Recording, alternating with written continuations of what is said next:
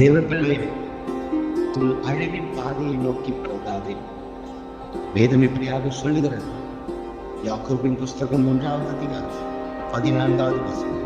அவனவன் தன் சுய இச்சையினாலே இழுக்கப்பட்டு சிக்குண்டு சோதிக்கப்பட்டான்.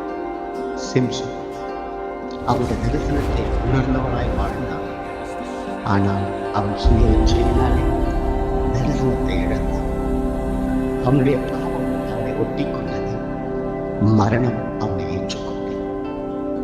வியாதியின் படுக்கையிலே, தேவனே உமக்காக நான் வாழ்வேன் என்று நீ அவேதித்துக் கொண்டு உன்னை மீட்டுக் கொண்டவனை இந்த இரவுகளிலே நினைக்கின்றார். அவரை விட்டு நீ தூரம் போனால் அவர் உனக்காக காத்துக் கொண்டிருக்கிறார். இதோ இந்த இரவுகளிலே நீ சோதிக்கப்பட்டுக் கொண்டிருக்கிறாய். சோதனையிலிருந்து விடுபட அவரை நோக்கி கூப்பிட அவர் உன்னை விடுவித்து காத்துக் கொள்வார். கர்த்தராகிய இயேசு கிறிஸ்து உன் இரட்சகர் என்று நினைவு வைத்துக் கொள்கிறவர்களே, கர்த்தர் உன்னோடு இருக்கிறார். பராக்கிரமசாலியாய் நீ எழும்பு.